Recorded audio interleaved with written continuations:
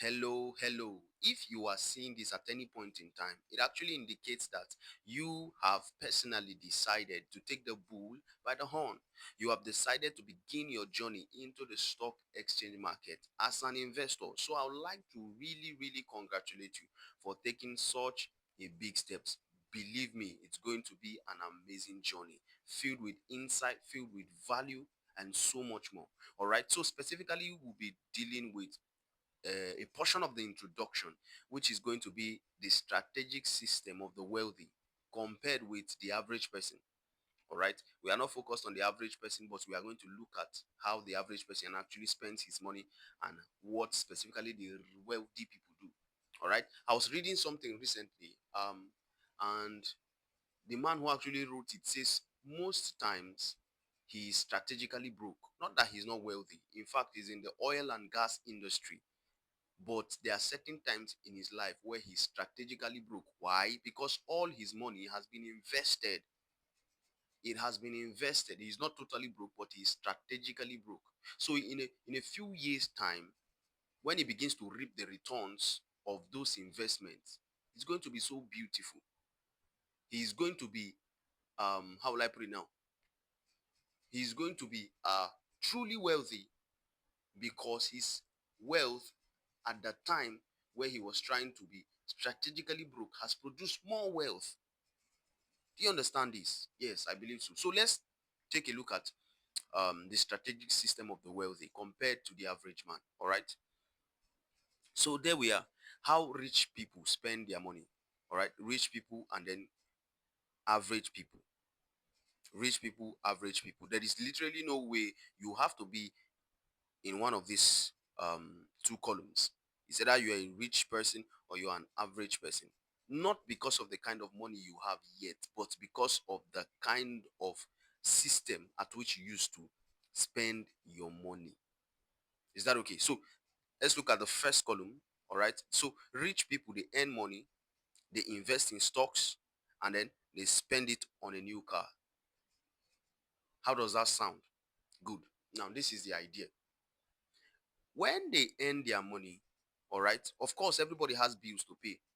Now, it is not because they have so much money.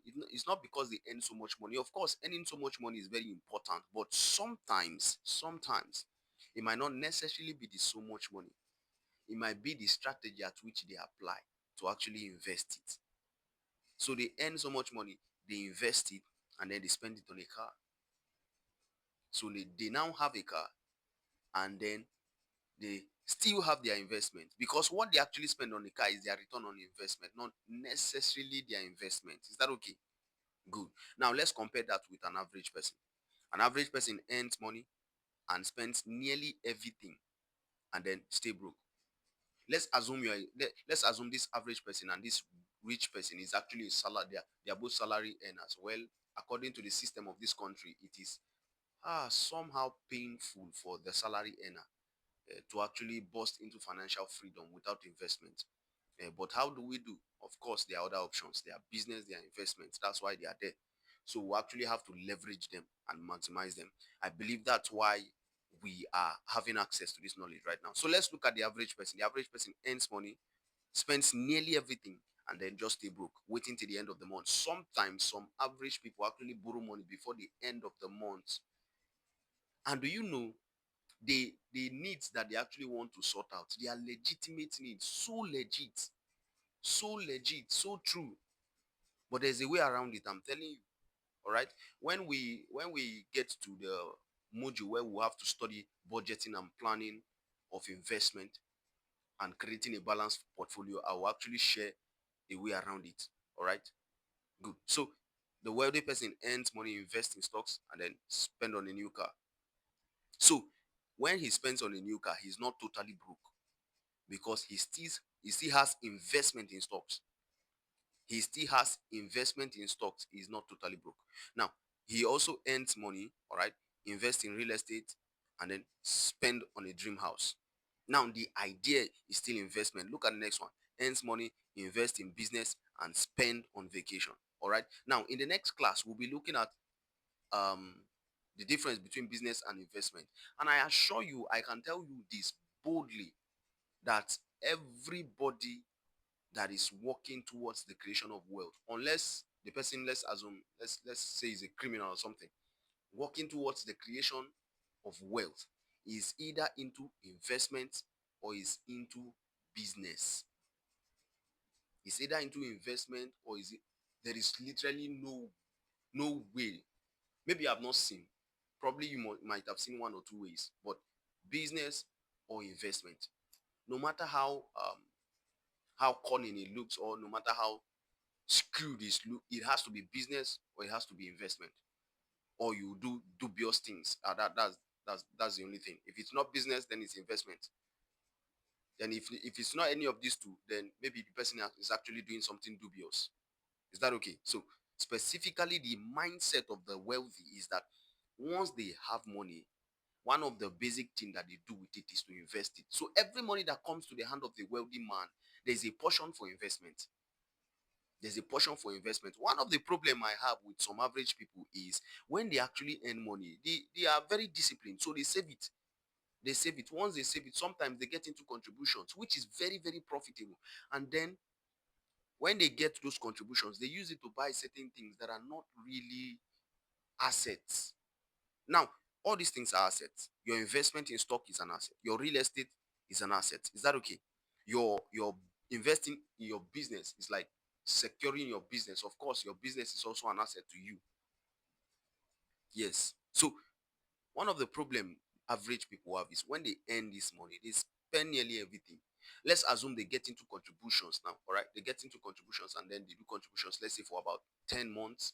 And then let's assume they come up with 1 million, or let's say whatever million that they come up, or 500,000, whatever they come up with. They use it to buy some of these things that are very crucial, but they don't have the capacity to actually make more money for them. That's the difference between the average man and the wealthy man. So the wealthy man's focus is what can make more money for me? What can add benefit to me and make more money for me at the same time? That's what he spends his money on. So both of them actually do contributions. Both of them actually save their money. But what they spend it on first is indicative of who they are. So once the average person actually spend the money on, let me have one thing. Let's say new cushions. All right. The average person's actually let's say does contribution for about a year and then gets about 700,000, and then he uses about 550,000 or 600,000 to buy new cushions for his room. Is that legitimate? Yes, that is good. Of course, your room has to look good, but that's not the system of the wealthy people. So you hear some people say he is stingy for himself. That's a fluke, man. That's a fluke. I'm telling you. This is the strategy. The first thing they do, the first thing as a wealthy person, as somebody who wants to start thinking wealth, the first approach is investment. What can create additional income? What can make my money grow? All right, stock is one, real estate is another, and you can start a business. I believe the first thing that you need in any of this aspect is knowledge.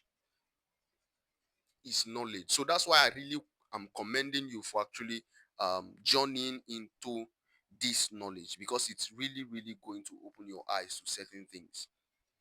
This particularly is one of the many things that you're going to be seeing when it has to do with investment. So specific is just very simple. All right, it's very simple. The wealthy class and the average class. The difference is that the average spend their money on everything, on so many things. All right, while the rich, not because of the too many money that they have, but they have this mindset of the first money that comes is not necessarily on luxury, it is on investment.